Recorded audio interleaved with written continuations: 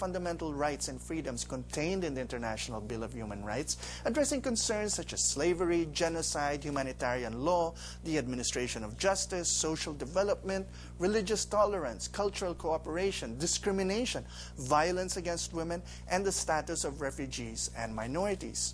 Now, the following 4 conventions relating to racial discrimination, torture, women, and children are considered core human rights treaties, together with the 2 international covenants. The first is the International Convention on the Elimination of All Forms of Racial Discrimination, which was adopted in 1965 and entered into force in 1969. Now, this was a groundbreaking treaty defining and condemning racial discrimination, calling for national measures towards the advancement of specific racial or ethnic groups. The convention also makes the dissemination of ideas based on racial superiority or inspiring racial hatred punishable by law. Now, the Convention on the Elimination of All Forms of Discrimination Against Women, passed in 1979 and entering into force in 1981, specifies measures for the advancement and empowerment of women in private and public life, particularly in the areas of education, employment, health, marriage, and the family. Now, the Convention Against Torture and Other Cruel, Inhuman, or Degrading Treatment or Punishment, passed in 1984 and in force since 1987, bans torture and rape as weapons of war. Now, in 1998, in a major effort to help torture victims and to step up international attempts to end torture, the United Nations declared the 26th of June as the annual International Day in support of victims of torture. Now, the Convention on the Rights of the Child, adopted in 1989 and in force since 1990, is the most universally ratified human rights convention. Only 2 member states, the United States and Somalia, are not yet parties to the convention, which protects children, among other things, from economic and sexual exploitation. Now, some 14 states have incorporated provisions of the Convention on the Rights of the Child into their constitutions, while 35 have passed new laws conforming to the Convention or amending laws related to child abuse, child labor, and adoption. Now, other member states have extended the length of compulsory education, guaranteed child refugees and minority children special protection, or reformed their juvenile justice systems as stipulated by the Convention. And you saw that spillover effect in many ways here in terms of our laws. So when we return, these universal rights, treaties, and obligations from the Filipino point of view.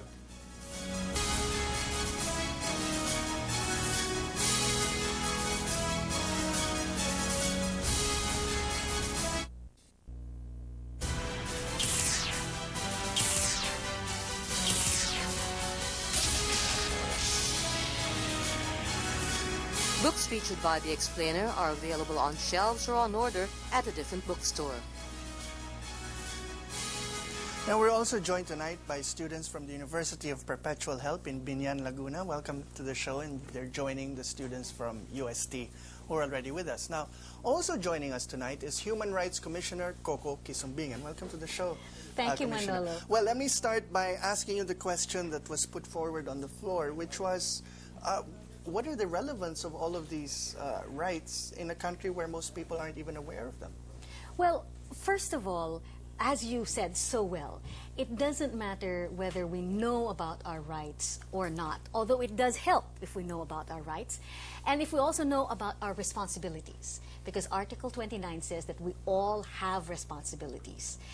But it is, as you said, the responsibility of the people in authority, the people in government, who, while they are exercising their powers, to respect, promote, protect, and fulfill the human rights of the people, not only the citizens, but the people in all of the territory that they control. Well, you know, the Philippines was an early participant in this process of evolving human rights that apply to all peoples and all nations. And in fact, since the 1987 Constitution, it has been institutionalized in our system of government by an independent commission that is supposed to be free of political control. Now, it's been slightly over 20 years since we established this Human Rights Commission, and you've joined this body. can you tell us where have we gotten in this time, and what remains to be done? Well, Manolo, 60 years is a long time, and we really have come a long way. For instance, we have many women who are in university. In the 1940s, very few Filipinos could even go to the university. We have laws on gender equality. We have laws protecting children even when they are in conflict with the law. We have laws for workers' rights. We have a lot of agencies that know that this is part of their work. But when you look at the current problems that we still have many people in uniform who are not able to apply human rights protections when they are working for national security. I'd like to hold you on the point on people in uniform, but I believe there is a question from the floor. Yes, we do have a question through text, and this was sent in by Yasmin. She's asking us, why wouldn't the U.S. sign the Convention on Children's Rights? Well, I have to say that I am particularly in knowledge of that for two reasons. And you as a historian, Manolo, would be very interested. You mentioned Eleanor Roosevelt and her very important role. A woman in this time, in 1948, long before women's rights were recognized in the U.S., and many women didn't have the right to work, was the head of the UN Commission on Human Rights. There was only a second woman after that. After 40 years, she was a Filipina. Oh, who was it? Dr. Purificacion Quisumbing, also known to me as Mommy. Okay. And she was the one, she was working for UNICEF, and she worked for all the countries in the East Asia and Pacific region for the ratification of this Convention on the Rights of the Child. And that was one of the reasons of the success, at least in the East Asian Pacific region. The U.S. says it doesn't have the need to sign this convention because it doesn't have these problems for children.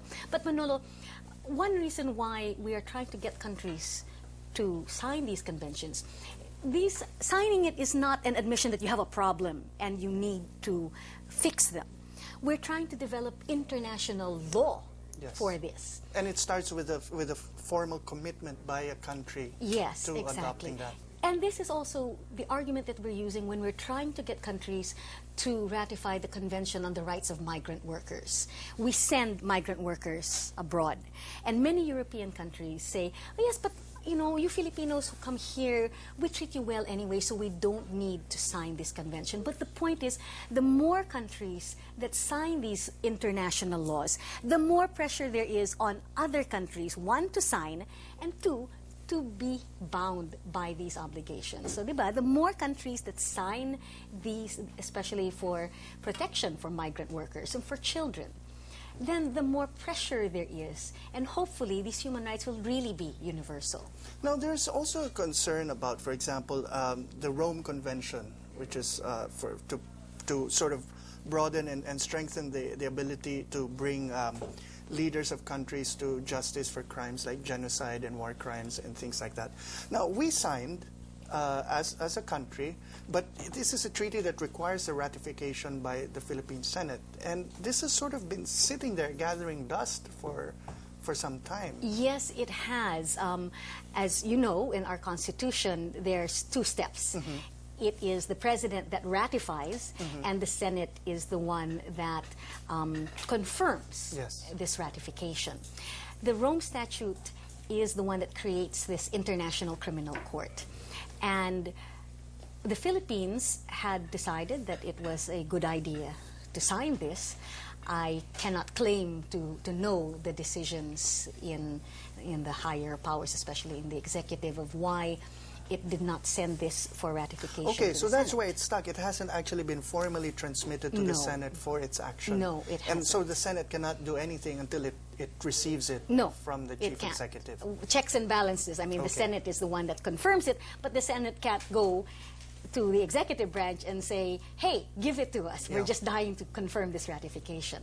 Okay, there's another question from the floor? Yes, there is another question, and this was sent in through text by Desiree. She's asking us, how effective is the UN at punishing human rights violations, and why do so many tyrannical or regimes continue to exist. And maybe as a follow-up to that, we all know that the impeachment complaint against the current administration accuses the Arroyo administration of certain human rights violations. Is there an international body where the administration can be held accountable?